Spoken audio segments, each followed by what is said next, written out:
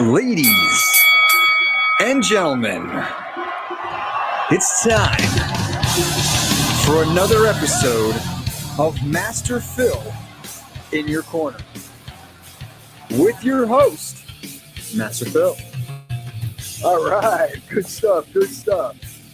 Master Phil here with Master Phil in your corner with my partner in crime, Dougie Fresh Friedman from Undefeated Media Studios. Thank you. And we have a heck of a lineup today. It's I've been so excited about bringing our guest on. It's been incredible. And this individual, and I know that you are going to maybe not believe this or not, but here, especially after yesterday. Yeah, I went all day yesterday.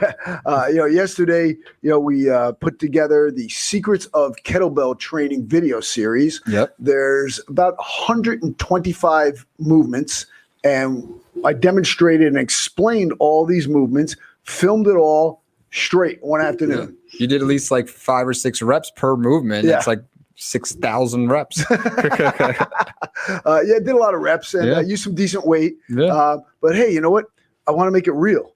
And the things we went all the way through. And the point I'm trying to make here is that this gentleman we have on is gotta be the hardest working person I've ever been exposed to. And I know you didn't more than you. I know you get texts from me, calls from me, and you see me up doing stuff like 5 in the morning. You're the Terminator. 12 o'clock at night. I'm still going. It doesn't matter. But I will tell you something. This man puts me to shame. Wow. Look, I've never seen anyone work like this in my life. And I had the pleasure of working with him on many occasions when I was a corner in the UFC. And I mean, this guy did it all. I mean, he was with the UFC for 14 years. Wow. And then, had an end to it. And I believe it was definitely, maybe I'm biased, but I believe it was definitely handled improperly by the brass at the UFC. I mean, this guy was the backbone. I mean, he just did everything and was on point. So I love on point, on time, disciplined, all that kind of stuff. Yep. And a lot of people just know him for being the babysitter to the stars. But how do you get to that point? I mean, the guy has worked with the legends of boxing. I mean, one of my favorite fighters, Joe Frazier, he was his manager.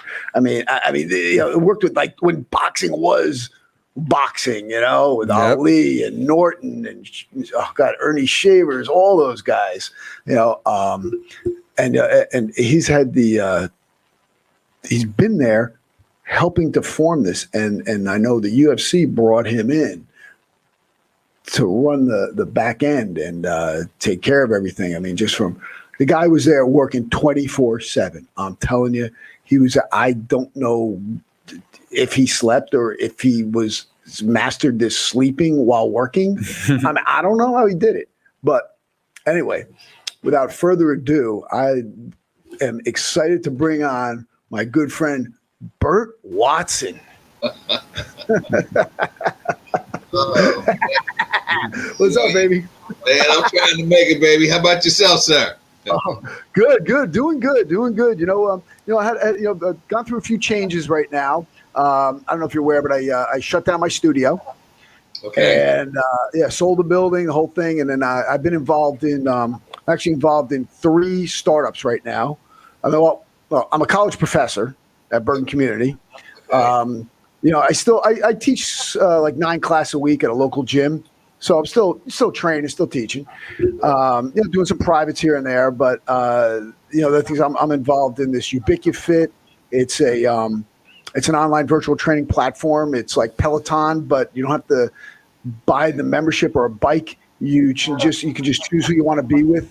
And then I'm with Our Health is Wealth. It's a big website. It's got a list of all of the different healthcare professionals in the country, from acupuncture to medical doctors to fitness trainers in one database. And then I recently just got picked up by SAS Training Group as a defensive tactics instructor for police officers. Wow. So I got some cool stuff going on. Yeah, and of course we got the podcast here, right? But so I got some interesting things happening, and keeping busy, working like crazy, training, doing what I have to do. I'm actually also working on a third book too. And I just got approached by a different publisher. So we'll see what happens with that. I mean, I just got hit up last night. So we'll see what happens. So tell us where you're at. You have so many moving parts. I mean, you got a new show coming out. I mean, I saw you have one of my guys, Rampage, on. I love that guy. Well, like yourself, and I didn't hear you mention the 5 or 6 different television infomercials that I see you on. Oh yeah. You negated to mention those things, but I see you all the time. And your infomercials and Gunsmoke, that's my favorite. Okay. Thank you. That's the only time I watch color TV is when I see you. Everything else is all black and white. Thank you. Actually, I did get approached about another one. We'll see if that happens. Another infomercial. So I didn't sign any deal yet, so I don't want to talk about it. I don't want to jinx it. But there's one in the works. That's okay. So to everything, man. You got a lot of moving parts, but those moving parts, if you know how to keep all of those things working at one time, it'll work out for you. And that's the way life is. I'm using you as my model. I mean, seriously. Can you tell people in our audience a little bit about your background? I mean, I gave just a disgustingly small Reader's Digest version of what you've done. Just please. I mean, your times with Joe Frazier, Muhammad Ali. I mean, I have a signed picture from Ali with he made a drawing of a ring in it. I got it up in my office. I mean, it's really cool stuff. Can you tell us a little bit about your time with these legendary greats in boxing? Well, what's crazy, if you can look over my shoulder right there, mm-hmm. You see that? Yeah, I see. Yep, I see that. Yep, I see it right there. That's actually from him, hand to hand, and the next one over here is actually Joe Frazier, his son Marvis, mm-hmm. and myself, and those are actually photos that I've got from them, and I had them signed. But I've had a great, interesting life, and you see the UFC over there. One of the only poster that I've ever gotten from the UFC. Really? Yes, and I was with the UFC for 15 years. Yeah. I did from UFC 31 to UFC 185. Every single show in between, and that included the Tough Finality, the Ultimate Fighter, and all of those things. And that's the only poster that I ever got in my entire career. So I missed maybe about 200 of those. But I've had a great God-given life, by the blessing of God, all of those things that have happened to me. And it's always been one of those things where, it's by chance. I had a by chance meeting with Joe Frazier. I had a by chance meeting with Muhammad Ali. I had a by chance meeting with Dana White, which led to, my career in MMA. And it all started back with, of course, my family, my mom and my dad. And I am a very intense person. I have a very, my personality and my energy level, as you can see right now, it is always like that. And if you can imagine it, my mom was 3 times that person. Okay. That's where my mom was 3 times that person. My dad was maybe 2, because my mom had the lid on everything. But my parents were that, and they instilled that in us. So it was always from one thing to another in growing up and teaching us the importance of family, the importance of respecting your family and respecting each other and respecting your parents. And life went on like that, and we lived life like that. And, you know, by the time I got out of high school and being in Philly, I'm a hood rat from Philly, okay, which I love. You know, but mom said, you know what, you going to college. There was no question. You going to college. And she kind of filled out paperwork and drugged me along with my brothers. And, you know, none of the colleges locally in Philly or the major colleges answered quick enough. And I ended up in Scotts Bluff, Nebraska. Okay. In 1967. Yeah. I had no idea where that was or what it was, but I got on a plane. My mom put me on a plane to Scotts Bluff, Nebraska. I went to a small college called Hiram Scott College in Scotts Bluff, Nebraska. I was the second person in my family that she shuttled off to a college. And the first ones that she heard from, that's where we went. Wow. Okay. And it was wonderful. But I did that and went to college and went direct from college to the Marine Corps. Right, because I know you're a Marine as well. Semper Fi till the day I die.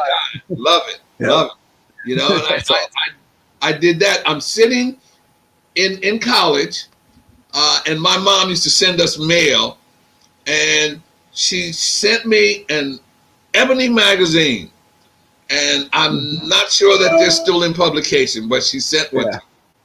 And I'm sitting in the dorm room, and I'm flipping through the magazine, and I see this African American soldier in a Marine Corps uniform. Yeah. Now I was in college, but I saw this African American gentleman with dress blues and a top hat. Now I was in college preparing for life after college. I saw that guy and I said, that's what I'm going to do. That's so cool. I'm going in the military. Chance happening. And you know what? It's exactly what I did. I went in the military, and you know, I did the Marine Corps during the Vietnam era. I did that whole thing. I got out in 70, and in 70, you know, end of 70, and ended up in New York. And I'm in New York one day, again, chance meeting, walking down the street. There's a car accident on Fifth Avenue, and all the traffic stopped. And there's a car in the traffic within all the other traffic that stopped. Guy hops out to look and see what's going on. That guy was Smoking Joe Frazier. Let's tell people a little bit about Smoking Joe, okay? Because I've stood right next to the guy. Yes. He was not a big man. No, Joe was not a big man, but Joe was a thick man. Thick. So yes. When I say thick, you can look at a person's, as an athlete, as a trainer, you look at a person's physical makeup, and you look from the ankles up, you know, and you can see the thickness in a person's ankle and his legs and arm, and you can tell basically what type of training or what type of performance you're going to get. And Joe was not a particularly big person, but he was thick and he was very well put together. And that's what he used, and he was committed, very, very committed to his craft. Because even later in his years, his last fight was about 1981. He fought Jumbo Cummings, and he opened a gym in Philadelphia. And later in his years, as he's training, still training his sons and his family, he's hitting the heavy bag, committed, commitment, and amazed. I was amazed at the stamina he had, even after he completed his career and after he fought. But he was always very committed to his craft, to the sport, and he was always committed to people. Joe was, they called him Smoking Joe because that's what he did in the ring. Yeah. You know, he had this thing in training where he always trained down in a crouch position where he would, he said, if I can touch you, you're done. If I can touch you, how far I had to go. So he didn't have to throw too far because he was always down and up to throwing his punches. Yep. And they had a little thing in training. Now, I wasn't with him in the early part of his training, but these were things that Yank Durham, who was his main trainer, and Joe, Eddie Futz trained him, Yep. What they used to do, Joe also had a problem with his sight. He couldn't see out of the left eye beyond his fingertips. Huh. He had a problem, but no one ever knew that. I never knew that. No, never knew that. That was always some things you leave in the gym. Yeah, you keep in the gym. Okay, so but his thing was he couldn't see you, so he needed to touch you. So he was always up on you, and you know what they used to do is they used to wet him up, put water on him, on the back of his head, the back of his back, so that when he got close up to you, if he hit you, you'd grunt. And when you would grunt, air would come out of your nose and would hit the back of his head. He knew where you were. Now, silly as that may sound, that's a true story. That's ingenious. So he didn't have to move you too far. He just hit you. And you know what? He didn't have to look. He didn't have to look up. He didn't have to look up. And he did that. Now, I don't know. I don't think I've ever said that to a lot of other people or a lot of people, but that was a part of his technique. And he became very relentless with that. He would follow, he would cut off, and he would hit you. Boom! And if he would hit you, he'd feel you. If you think about it, if you think about his stature, his build, and a lot of the guys that he won against, yes, it actually almost helped him because he would have to get low, right, and he'd come up using his legs and hips, not just his arms, to throw these punches. So he'd get nice and grounded, and he'd come popping up and rip into his uppercuts and hooks. So it actually helped him in a way. When you lift with your legs. This guy got on my teacher here, Mike Tyson. If you looked at his stuff, all of his stuff was the same thing. Everything was with the legs and the shifting. And Joe was a master at that. And if you look at the Thriller in Manila, but you got to look at it real close. He followed Ali around and he hit him. Ali fell back on the rope, and Joe would grab his gloves and pull him in to get him closer so he could still touch him. But he did that with a lot of guys that he fought. He needed to touch him. But that was it. I was always amazed with that, and always amazed with how in shape he was, even as he grew older. And like I said, he was done in 1981 for his 49th birthday. And I'm guessing a little bit, in 49th or 48. My mom, rest her soul, my mom cooked him a plate of fish and grits. Okay? That's old school. And it was funny because he sat down and he took his jacket off. And my mom even said, "Doggone it, you still in good shape. You think you're gonna fight again?" And I'm like, "Ma, this is his 48th birthday, But he was still good. He was still good, and his heart was as big as the person that he was. And all those other guys, Muhammad Ali, George Foreman, Ken Norton, Larry Holmes, all those guys were big guys. Oh, People really didn't match them up, but I'm going to tell you, Larry Holmes had to be 6'3", 6'4". Muhammad Ali was not a little guy. No, and we all know George Foreman was not. Okay, monster. And Ken Norton, Joe was actually. Yes, he was. Yes, he was. Joe was actually the smallest out of all of them. Oh yeah, But you know what? He hung in there. And those two, he and Muhammad in those 3 fights brought the world of boxing and the world together, and brought them together and polarized them at some point, because you had Muhammad Ali on one hand, who was Muhammad Ali, and he had the world in the palm of his hand. And then you had Smoking Joe Frazier on the other hand, who was the lunch pail guy, who related to the average Joe, working hard every day. Yeah, I mean, just amazing. Those are amazing times in boxing. Boxing. I mean, as much as I loved it, and I was brought up in boxing. My grandfather was a boxing trainer in Silk City, Paul Cavalier's gym at Patterson. I did a little boxing at Costello. Yeah. I did a little boxing at Costello's in my younger years. I love boxing. And then we have a great boxing coach at our gym, Joe Rubino. The guy's fantastic. Okay. But boxing has changed, and I don't think for the better. I mean, you're never going to have. I wish, but I mean, my favorite 3 rounds of boxing, Hagler Hearns. I mean, I don't see that happening anymore. Absolutely. The way the style of the boxing that's going on, I just don't see it anymore. You know.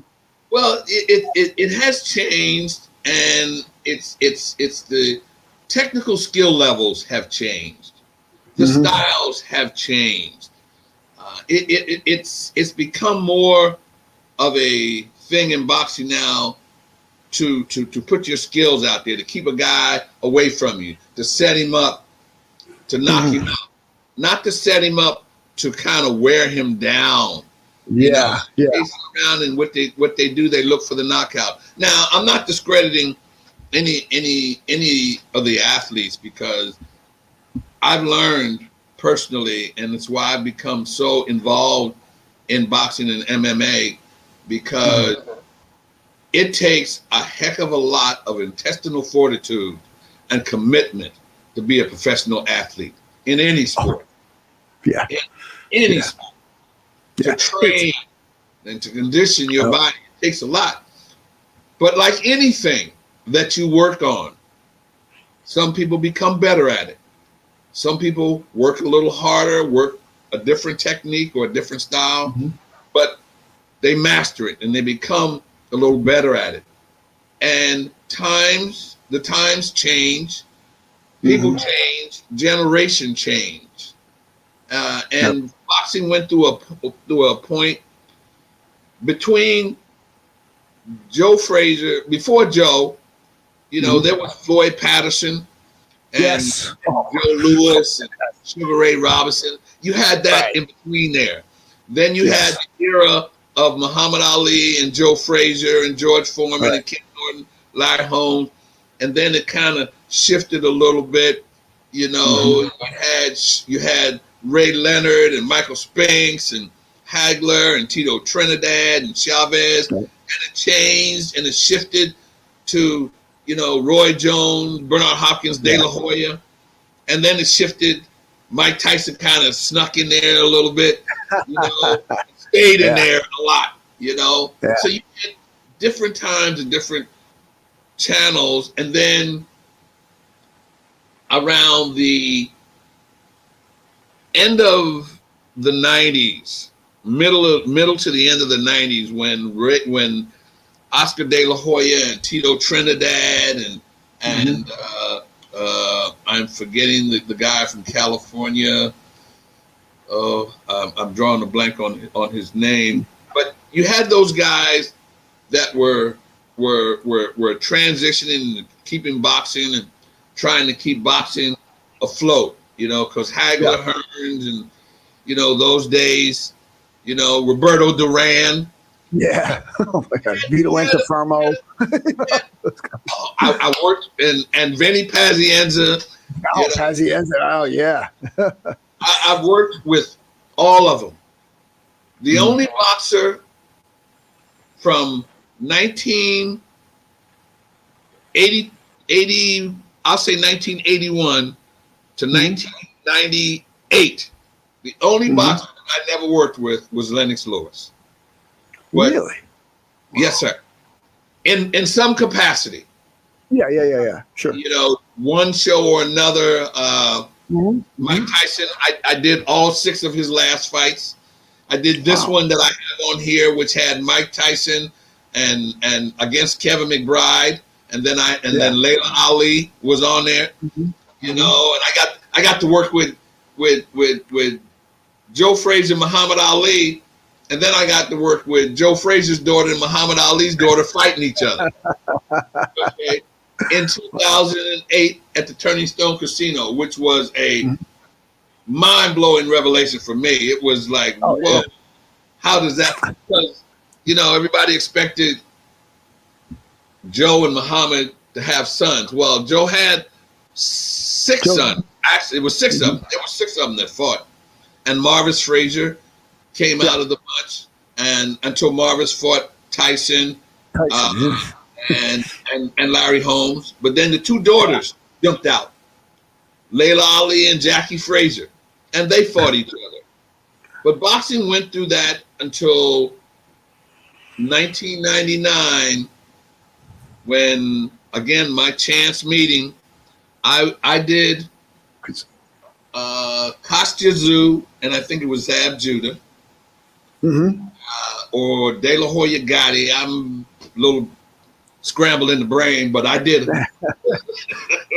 I'm a little mixed up on which one, but I did that. And in between, I'm working with the promoter of the fight, and we're talking, and he's on the phone one day at the weigh-in, and I'm sitting in the office, and he says, "Oh, I got a phone call I got to take," and he's talking, and I'm walking out of his office and came back in.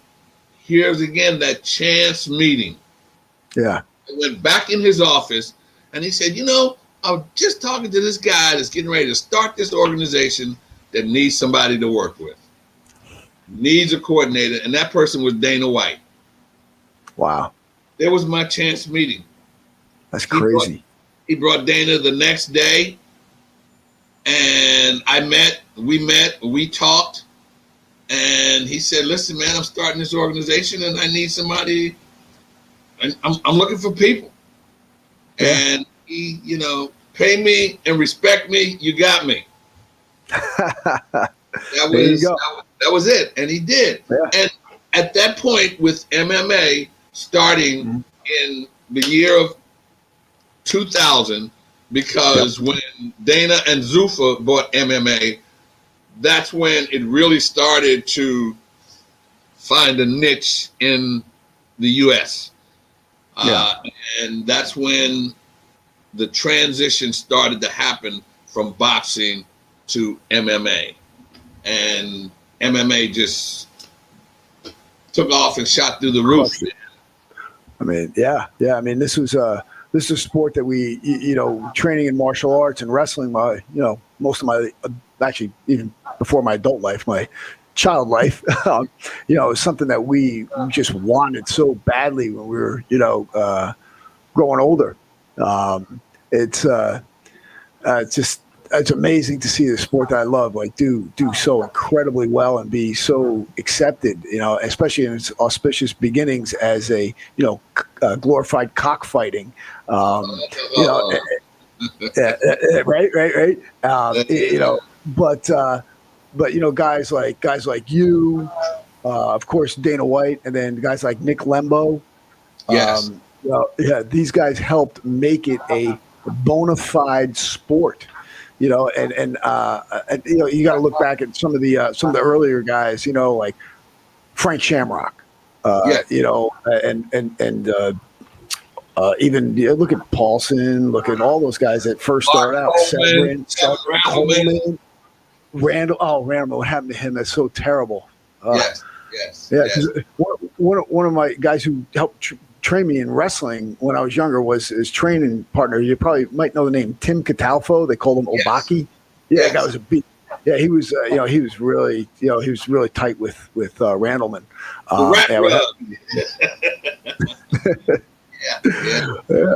So, you know, and the things that these guys went through in the beginning to get this sport to where it is.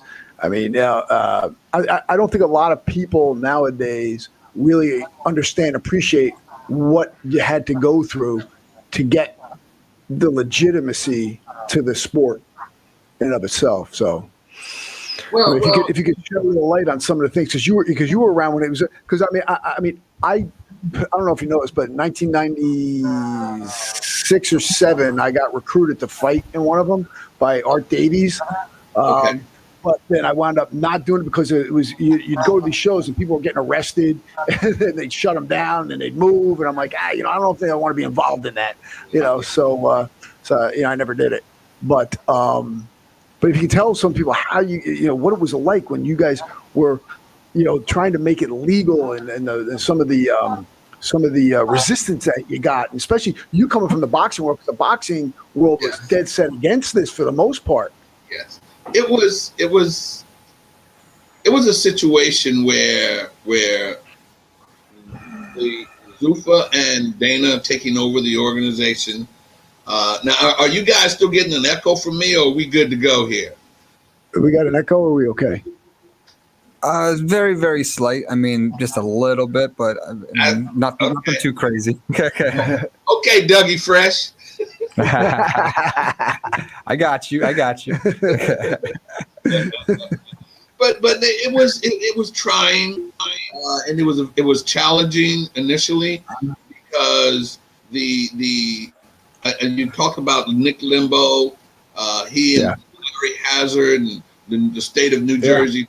My recollection for Zuffa and for the UFC, New Jersey was the first state that accepted and gave us the blessings of the Athletic Commission. And from that point on, they started moving the sport around and trying in different other organizations. And you had four major organizations, athletic organizations. It was New Jersey, it was Las Vegas, it was California, and it was New York. Those four organizations, you got a hold into those four organizations, and they sanctioned and gave you an okay. Then it opened the doorway for other organizations to legalize the sport. But initially, it was tough. I heard the cockfighting jokes, and it got as far up as senators and higher echelon of people that were talking and didn't want to see it, didn't want it in their city. So it was tough, but Dana White and the Zuffa organization and the UFC, they didn't fold to that. They just kept plugging. They kept going, and we went from New Jersey to we ended up in Texas, and then Chicago, and then finally we got to California. But once it started to take a hold on, then the states started opening up. But it was rough, and then the sport started to catch on with the fans. Yeah, but I could see from the beginning that the sport had legs. Yes, I could. I'm a coordinator. I'm a coordinator to the core. It's my job to put things together and to see that they have legs and that they work. And it was, I'm going to kind of go a little to the left here now on you. Good. Roll with it. I'm also, I love sports. Aside from Gunsmoke and black and white TV, I love sports. but I was sitting and I was watching last weekend when they had the Super Bowl, and some guy was calling me and said, "Oh man,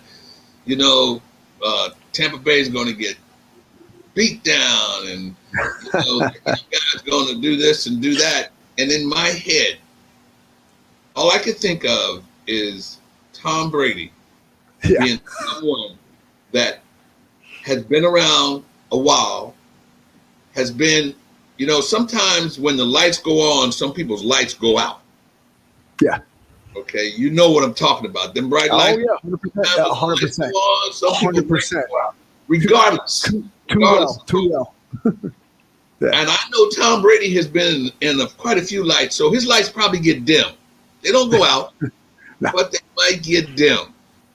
And I also know what it is to not only have your lights have to have those lights stay on and not get dim, but also to be put in a situation with other people around you and still make it work. Yes. I've had shows, and no disrespect to the people that work around me, because I am where I am because the guys I've always had around me have always stood everything up and made it work. But I've been put in a situation where I had 2 guys and I had to make that show work. I had 3 guys that knew what they were doing and had to make it work. I had one time where I had 8 guys around me and none of them knew what they were doing, and I still had to make it work. So with Tom Brady, I'm like, you know what? Here's a guy that has to make it work. Regardless of where he is or where he was put, he had to make it work. And I told that guy, I said, you know what? I'm not going to go with a certain team, but I'm going to tell you that I know what it is to be that guy, to be put in a situation and somebody say, you make it work, and they walk away from you. You know what you got to do? You got to make that stuff work, baby. You know, you got to make it work. And I saw that. And I saw that with MMA, how they were making it work, and that they had legs, and that it was progressing. And one of the things that I saw that really kind of helped it, coming from boxing. Now, I told you I did Tyson's last 4, 5 fights.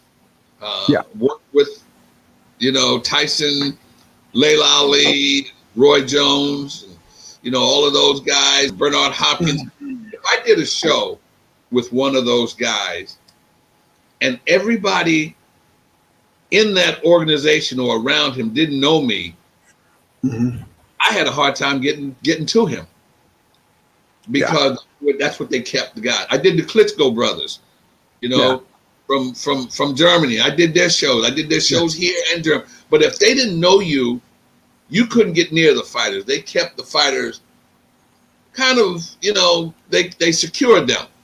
Then when I got to MMA, which I had no idea what the sport was. It was the very first time I got introduced to it. Dana White and the UFC, they made the fighters accessible. Yes.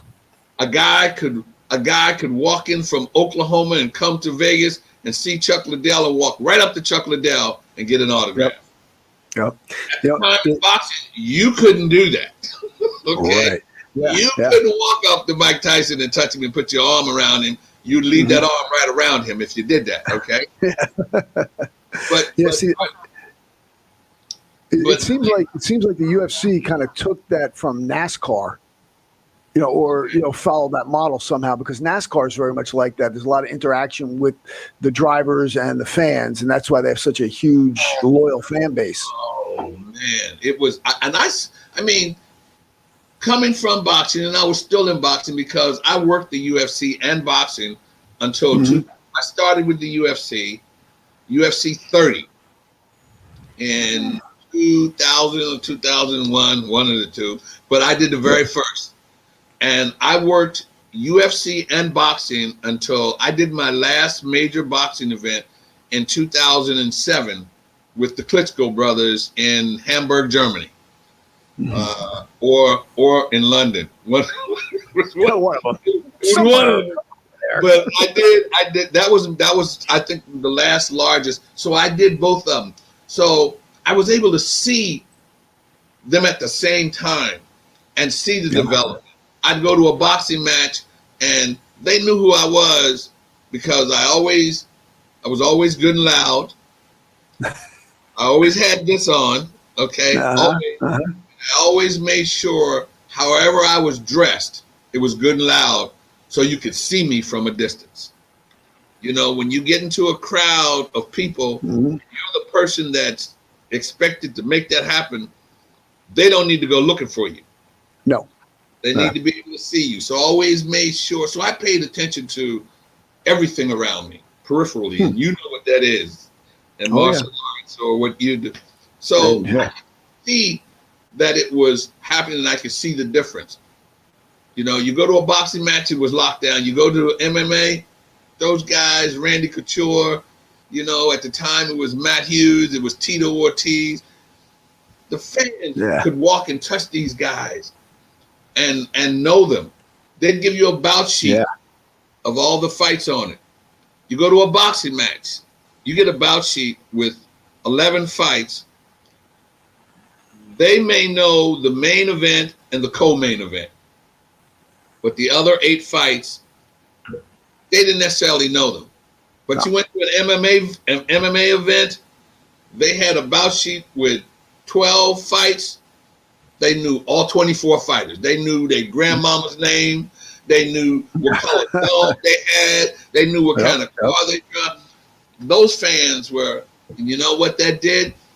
That escalated it, and that gave it more legs. That gave it bigger legs, and still to the day, that has not changed in terms of MMA and the access that fans have to the fighters, and it's not only good for them, and it helps the sport, but it helps the fighters' psyche mentally. Yes. Yes. A little deeper, but it's funny. About 15 years ago, I wrote an article regarding, you know, the emergence of MMA and why it's so popular. And that's, I did not touch on what you did because, you know, it wasn't really the case then because you didn't have the big shows like you had. But one thing I did notice was that a lot of people can relate to it. Why?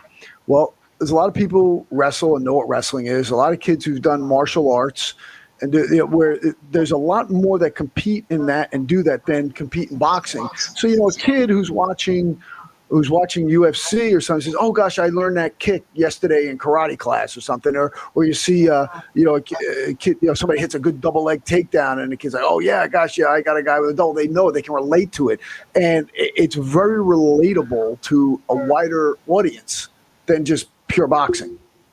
100%, I agree, and didn't know that until I got involved in the sport. Yeah.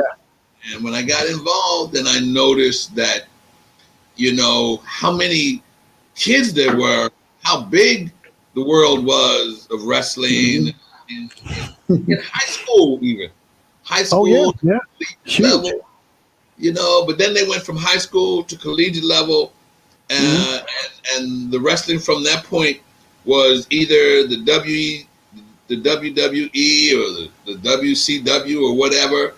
There was no middle ground of sustaining the rules and the technical skills, if that makes sense. But then when this MMA and, you know, UFC and Bellator and Strikeforce and the WEC and Pride, and all those organizations, it gave a platform. Yeah, it's funny. When I was in college, I wrestled in college, and you know, all the you know, the guys in the other sports were like, "Okay, yeah, it's great. What are you gonna do now when you're done?" You know, at least they had, you know, football players go to football, baseball go to baseball, basketball players could try out for basketball. You know, I'm not saying they're going to make it, but at least they had an opportunity to do something. Whereas really graduating college in 1984, there was really not much else to do. That's why I got into martial arts, because I wanted to do something. But we have a caller on now. Yeah. Unless you went to Japan, you know. Yeah. But yeah, that, you know, but then again, you know, that's a whole nother level of, you know, the lifestyle and so forth. You know, making your living at it, and especially until there was, you know, until the money got better. You know, because I still see boxers make great, incredible amounts of money compared to UFC fighters. Okay, but let me say this on that. Even back in the days of Muhammad, Joe, and going on to another era of Holyfield and maybe Roy Jones or Roberto Duran or whatever, even that far back, you had maybe 3 or 4 fighters. But then if you go further ahead to Floyd Mayweather era, you have maybe 2.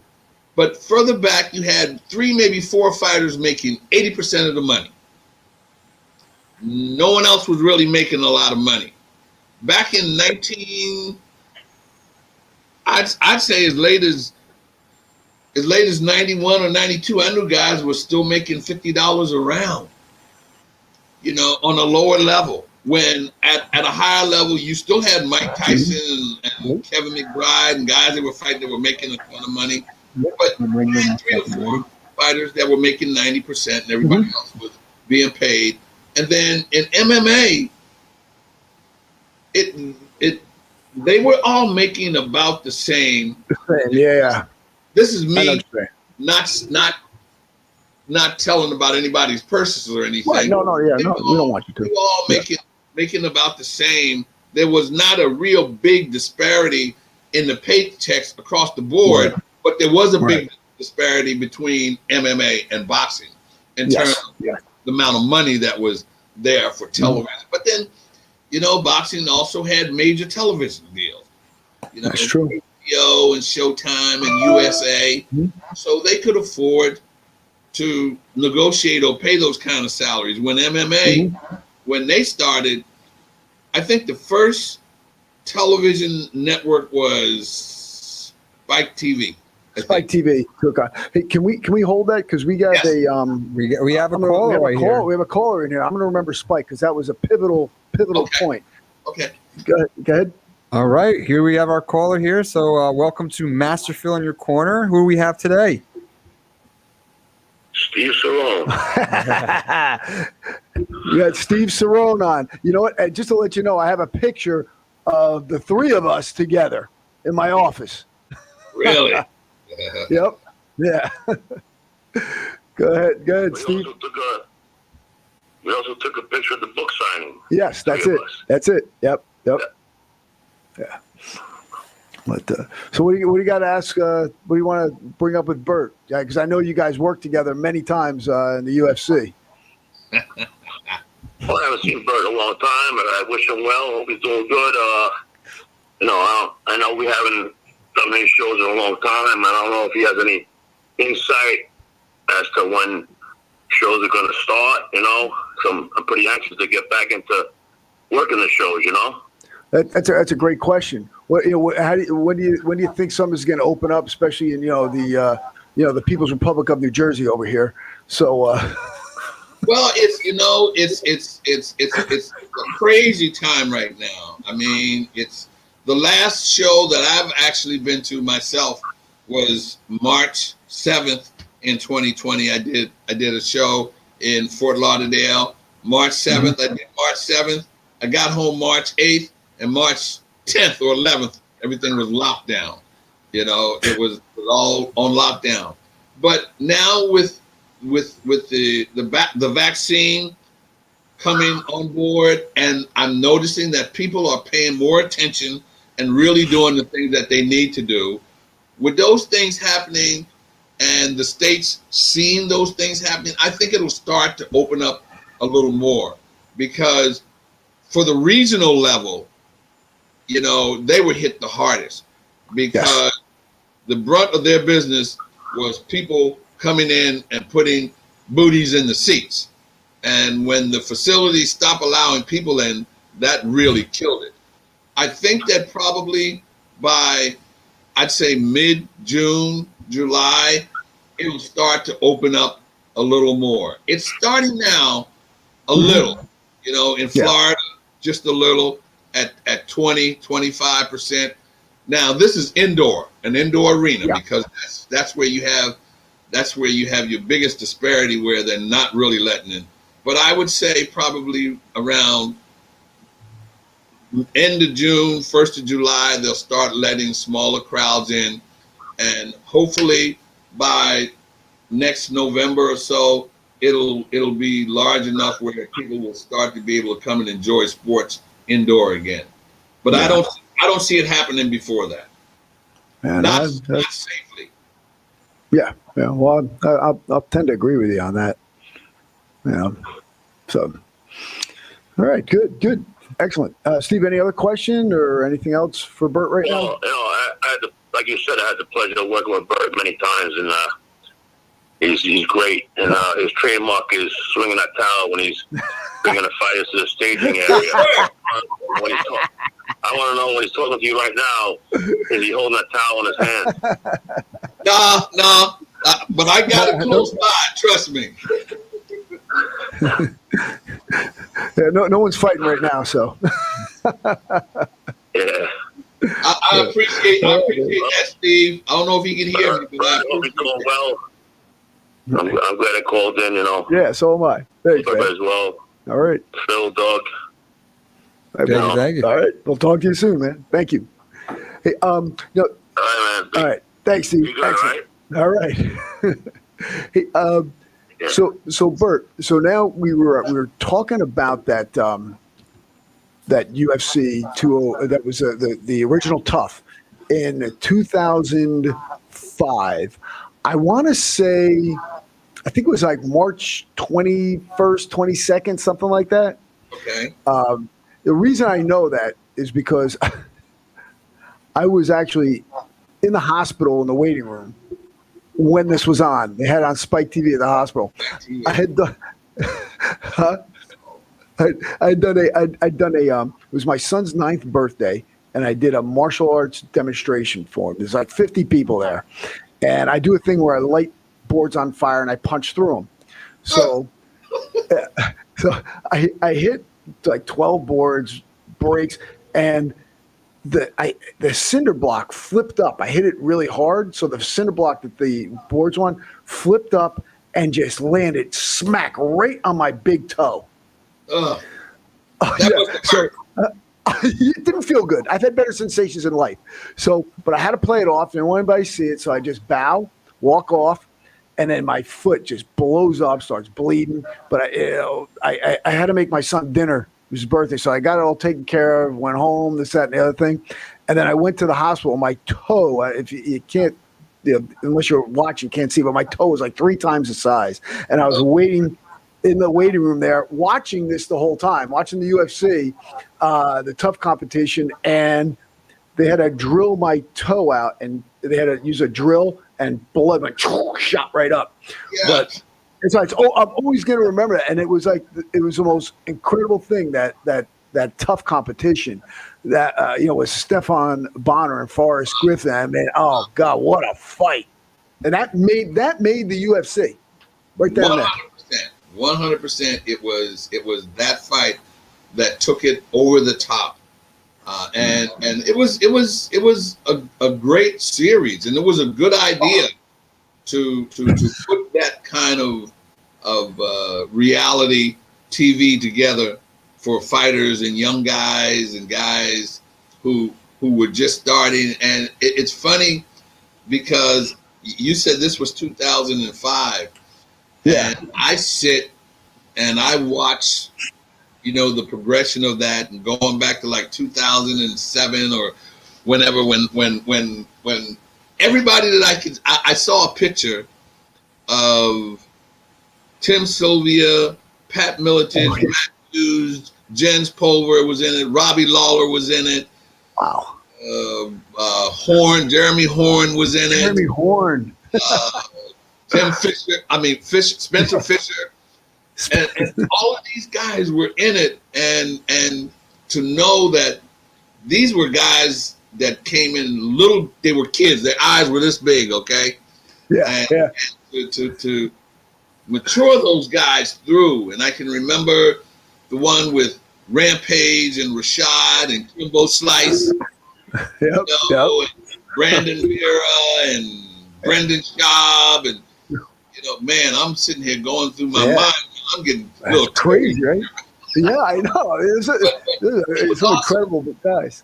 It was awesome that they did that, and that Ultimate Fighter with Stephan Bonner and Forrest Griffin, that fight took it to a whole nother level.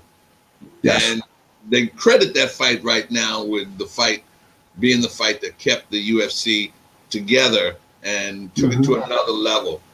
In fact, it took it to another network. Yes. I think it went from Spike to Fox, I think. Yes. And, went from Spike to Fox and now ESPN. And Fox took it to another level. Yeah. It was It's just great to watch the sport and the organization grow, and it's done so much for so many, and it's raised the level of martial arts, I believe, and exposed a lot of things that were kind of questionable in the martial arts, and brought realism to it. And that's it legitimized it, and it actually showed the world that it had rules and it was organized. And still, I mean, today it's gotten a lot better. There's a lot more acceptance to it, and that's now because you see MMA every week. Okay, you get a show a week now, and everybody sees it. But the progression of that sport and those younger guys who are now either retired or have been in it a while and are still going, to see that happen and see the development of it, and even to see the development of women.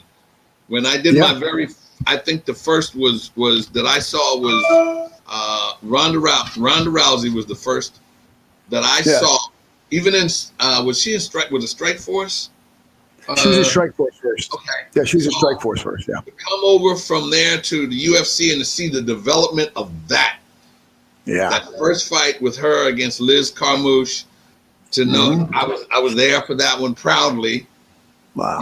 And to see the development of women in that sport to where it is today. Unbelievable. Talking about some women in the UFC and some of the pioneers, one of them being Gina Carano, who wound up taking her MMA career and making it into an acting career. And she was, in Star Wars by Disney. They were going to do a spinoff, this, that, and the other thing. But I understand recently she's been canceled. And I saw the. I don't know, maybe we could try to pull it up, Doug. I mean, when I first heard what was said, I'm like, oh man, this is definitely not a good thing. Because I really don't support anyone. Really comparing anything that happened to the Holocaust, just like I don't like people, comparing certain political things that are going on to, what happened at the World Trade Center and so forth, And at first I thought it was, when I heard about it, this is pretty irresponsible. But then I looked at what she said, and I mean, maybe she was could have phrased it a little bit better. But some of the stuff that she said is not, in my opinion, not 100% inaccurate. So, I don't know if you can see. Can everyone see that? Or are you going to put that up? I can pull it up. Yeah, he's going to pull it up. And I don't know why you get fired for something like that. That's just me, Well, I don't know exactly what she said. Doug's pulling it up. Yeah. Yeah, I can see some of it. I can't read it because it's too small, but I can see. Okay. But we're in a world, in a society today where. Yeah. As a celebrity, you have to maintain, whether you want to or not, the things that you say and the things that you do are highly scrutinized. Oh yeah. Go ahead. Let me read that off so people who aren't watching can see. Yeah, let me read that. Pull it up again, Doug. I'll read it off.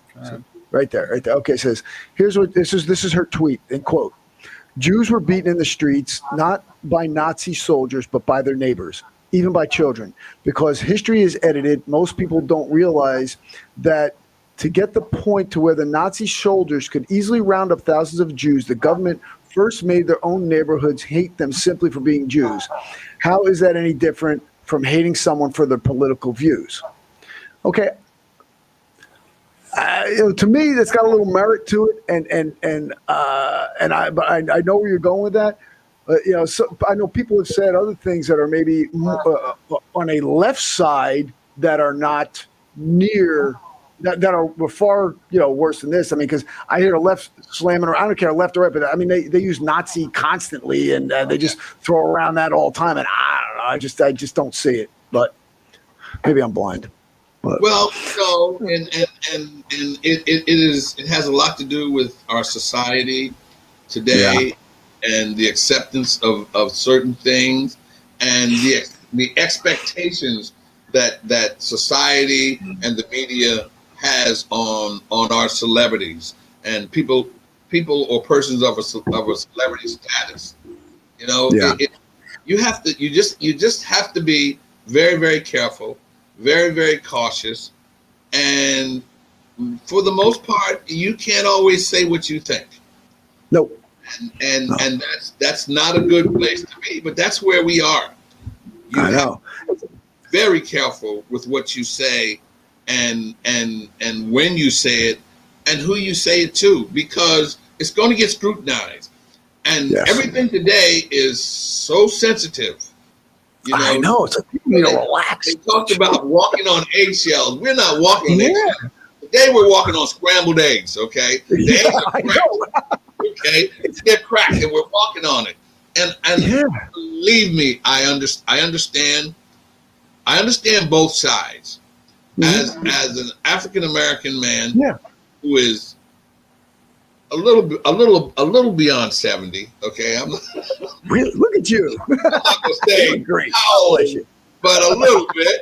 But I've been through times. I grew up in the 60s. You know, I grew up through times of segregation and, you know, and fighting in the street and, you know, war and disease and poverty and 9/11 and all those things, you know, were very delicate times. And you had to be very careful with what you say, because this technology that we have right here now in front of us has put everybody on a world stage. Yes. Whether you want to or not. And good or bad. Good or the bad. And it grabs what you say and it runs with it. Yeah. Right or wrong, it does that. And it's you know, it's a good thing and it's not a good thing. But you have to be very, very careful with what you say. And especially when you have a celebrity status, you have to, because they're going to grab it, and they're you know, myself, there are things I want to say and I don't. Yeah, well, I've been backstage with you. I know. oh yeah. Yeah. I mean, I don't think you can say some of those things now. Trust, right? I 100% I know that. And I learned because there were people who were watching me when I didn't know I was being watched. And then the next thing I knew, what I said was in some publication somewhere. Right. And it's like, it's completely out of context. And that's the thing that really gets like, me. I know. I didn't say it like that, but no, exactly. That's the way they want to take it. Or, you know, or I said it like that and didn't want anybody to hear it. You know? So, and we're never admitting to either one. So, you know, there's one time I remember being backstage. I'll tell you, I got my ire up one time, and I was like this close to saying something. I wanted to say something. My fighter was like, "No, don't say anything," but you handled it. I don't have to mention the fighter, and I'm not going to, because, you know, whatever. But he got his just desserts that night. Karma is a bit. Yeah, karma is. Karma comes back around, because this guy was disrespectful. I was fuming mad, and everyone, and I don't think everybody else in the room was just like, what? You know, they couldn't believe this guy. And then when he got smoked that night, it was hilarious. Was he disrespectful to me? Yeah. Who was that? I'll say his name. Okay. Marvin Gillard. Oh Lord, yeah, but you know what? He got taken care of. Oh, I know he did. You know what? And I say that to them, and I, you know what? And it's funny because I can. He and one other guy I ever remembered in my entire career that I let them have their desserts and they got their just desserts. Okay. Twice I can remember that. I can remember that happening. Sometimes you gotta let it go, because I also know me and my personality, and I everybody in that room could fight.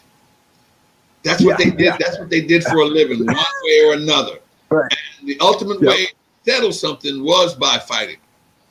I got away a long time with talking to these guys like they were my children, because that's what they were. They were, you were, they all were. So I learned how to do that. And every now and then, it's like you got a house full of children. The ones you can leave matches with and the ones you can't. Yep. Right? Absolutely. So he was one that I said, you know what? I can't leave matches with him. Okay. I can give him the box, but I'm not going to give him one to strike. Yeah. But you know what? Today, now, I've spoken to him maybe a year ago or so. But I'll never forget. And there was another guy. His name was War Machine. Oh, that. Bad news, that man. was the one guy that I came the closest. We were face to face, and it was horrible that it came to that. But I forgot where we were and who it was. And luckily for me, there was somebody in the room that when we came together, they came in between us. Yeah. Hey, listen, I mean, Melvin Guard is one level. I mean, I think he was just, being a jerk. I mean, I liked him. I liked watching him fight. So, but now that War Machine, that's a whole nother can of worms. That's a psychopath, that guy. Thank God he's behind bars. He belongs behind bars. He should never get out, that guy. Yeah, he is, isn't he? Yeah, he is, isn't he? Yeah, he is. He's behind bars. Yeah. But you know what? I handled it. Yeah. And on a whole, I will say that I can honestly say that on a whole, that everybody I've ever worked with have always been very respectful, have always been easy to work with. I've never had to lay hands on nobody. Yeah. Well, I guess you weren't a bouncer. So. But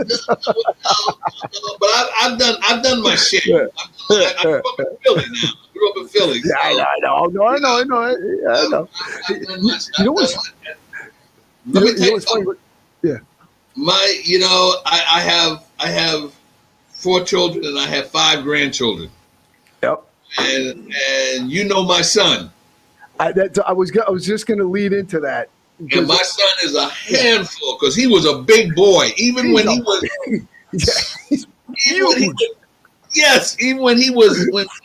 three, I couldn't handle him because he was so big.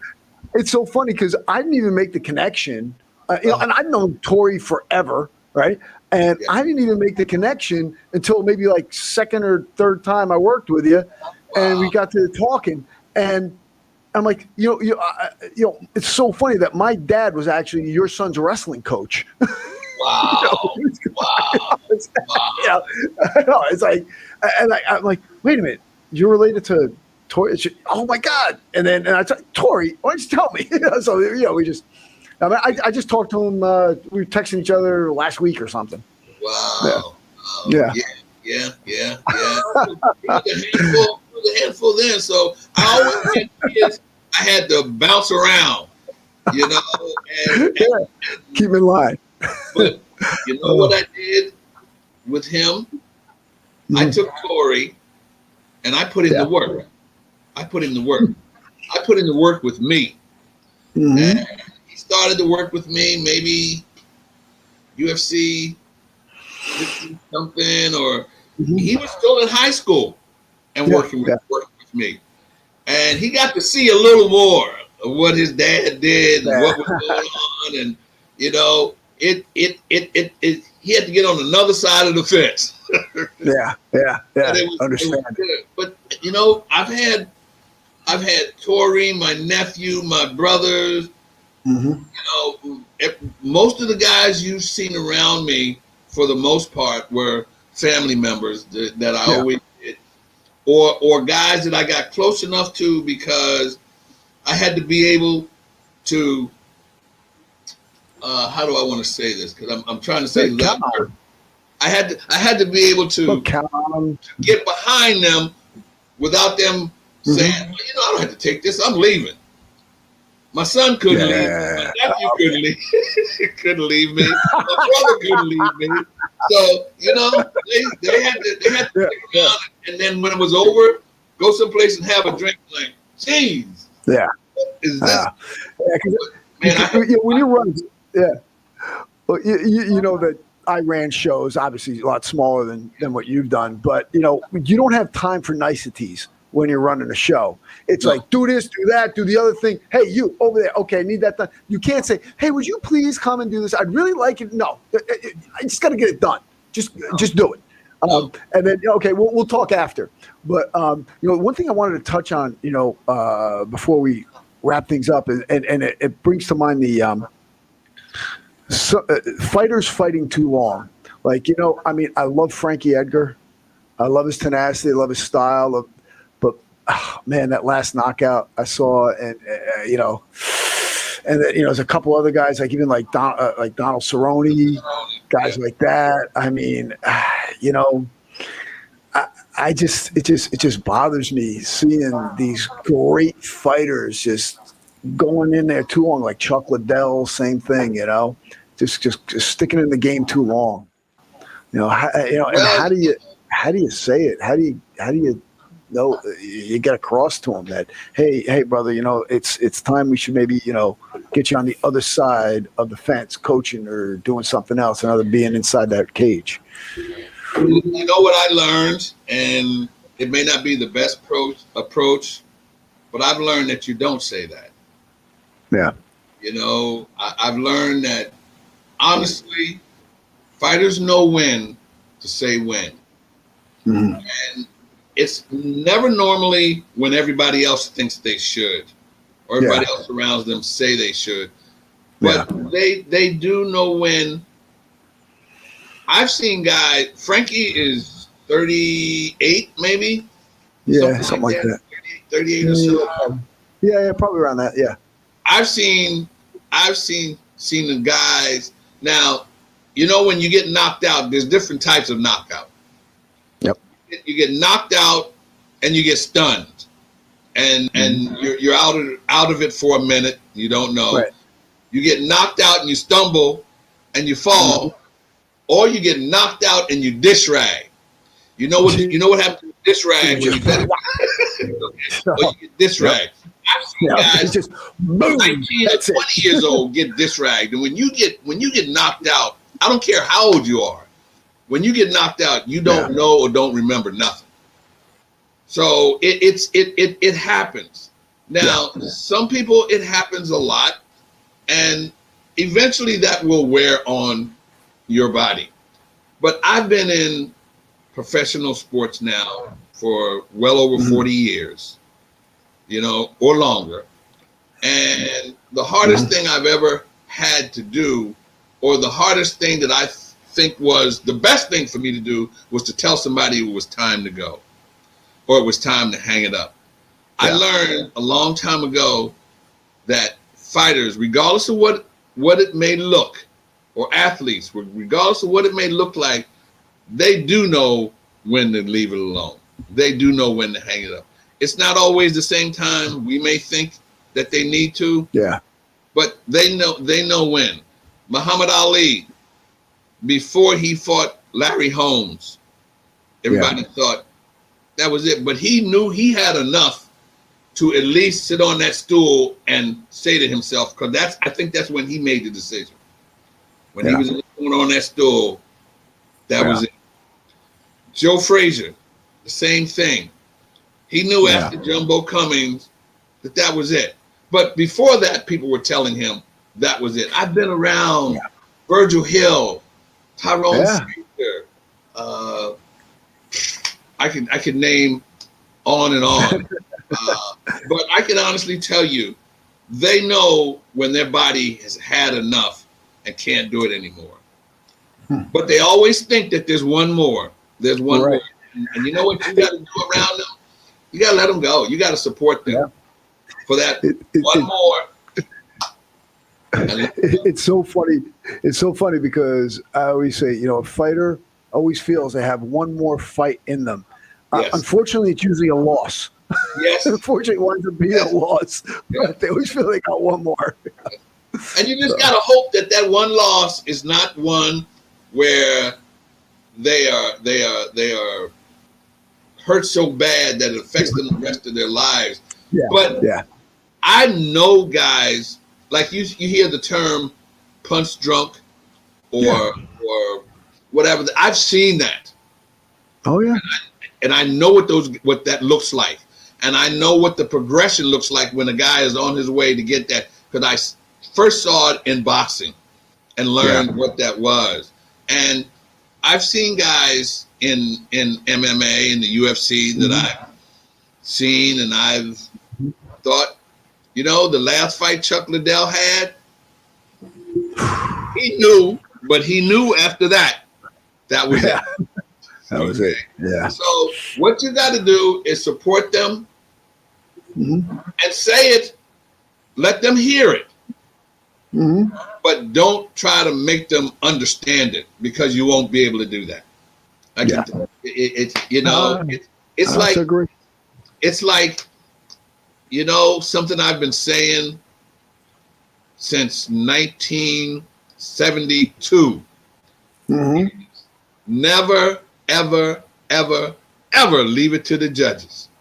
Because if you leave it to the judges, they're going to make you cry. Yep. This is 2021, and that's still good. Still holds true. Yes, sir. Still holds true. So it's the same thing. You gotta let it go, but stay supportive, and they'll know when. They'll know when. Hey, Burt, you have a Legend to Legend series. So could you tell us a little bit about that? Well, I got Legends to Legends on MMA Junkie. Comes on once or twice a month, and it is a show where I sit and talk to true legends, real legends. We talk about life, family, career, opportunities, and things that I let them ask me questions, I ask them questions, and I try to get things out of them that the general public might not know or might not have heard. And for the most part, the majority of these guys are guys that I've worked with, and I can have a real conversation about some of the past. That's Jordan so cool. St. Pierre, Chael Sonnen, Randy Couture. I got one up now with Rampage, and Rampage said some things to me that I didn't know. But it's a fun series. It's called Legends to Legends, and I talk with guys that have legitimately established themselves in the sport and established a name in the sport. You don't have to call a person a legend. They know it, and the world knows it. It's Legends to Legends on MMA Junkie, rolling with Burt Watson, baby. I love it. The funny thing is, one of the funniest lines I ever heard from Rampage is hilarious. Yes, he is just a funny guy. One of the best lines that he ever said, in my mind anyway, was, they sent me to anger management. All it did was piss me off. He's a character, man. He's a character. And that series, that episode of Legends to Legends is on MMA Junkie right now. Right now. MMAJunkie.com, and you scroll down and you can hear that. Some of the things that Rampage says to me, he started a conversation. And the good thing is that I know these guys well enough that it's not an interview. It's not an interview. It's chatter. It's a conversation. And he started to go in on Dana, and I pulled him back a little bit. I'm like, but it's, you know what? I'm having a good time. I'm asking everybody to make sure you tune in, and join it, check it out, and follow me on all of my social media. I'll keep you What updated. up? Next series is coming out, but it's Legends and Legends, rolling with Burt Watson, baby. Now, are you involved in any MMA shows now or anything? I know you were doing a little something with I did. CFFC. I do the Phil Ross, okay, and that's when you do everything and anything you put your hands on, baby, and make it work. That's it. That's it. So it's all we do, man. I did my first production I did in Fort Lauderdale. I told you June. It was June 19th, and from that, and that was in 2019. And from that date, I got from that show, which was very successful for me. You know, I was like 300 shy of a sellout at my first show, which is good. Yeah. From that show, I got a date in March, I got a date in June, I got a date in September, and my last date was supposed to be this February 13th. Well, we know what happened to all those dates. Yeah. You know, COVID Gone. COVID came in and they were all canceled. So I was left, and being my first show, I hadn't secured a television deal yet, which I still haven't, and I'm working on. But like any regional promotion without a major television deal, I suffered the cancellation, man. They were all canceled. So I had to do something. I say to Phil Ross, but I got to keep myself busy and keep myself active. So I was on Instagram live, talking to myself, just playing around. And one of my grandkids said to me, Pop, why in the world are you sitting on Instagram by yourself? Click. I said, you should be talking to somebody. So I got on the phone and I called Vitor Belfort. And I asked him, and I said, listen, man, I'm going to be on Instagram. Will you sit and talk to me? And he said to me, I'd be fine. He said, man, that's great. That's one legend to another. That's legend to legend. It's it. It's it. Bingo! It's so awesome. So That's that was it. it. That came from it. And then I contacted George St. Pierre, Randy Couture, which is still up there, and Chael Sonnen, and Rampage, and I'm speaking to the Gracies. And I got some good things lined up. Yeah.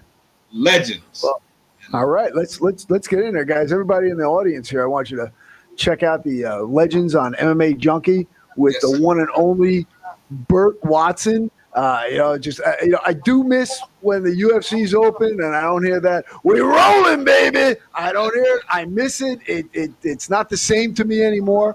But I'm glad to hear that, and I miss it. I miss you. I miss you guys. I appreciate you bringing me on your show, man. Because you and I, obviously, for me to be on here, you and I communicate outside of this, which is always good, and that makes you feel good when you communicate with people and you follow people and you see what people are doing, and keep up the good work, baby. Yes, sir. Always. Thank you, and you too, and I know you do, so I don't have to tell you anything. But again, thank you very much for being on the show, guys. Don't forget, check out Burt Watson for real. The guy's the man, and he says always something great going on. All right. Thank you again. This is Master Phil from Master Phil in your corner. Strength and honor.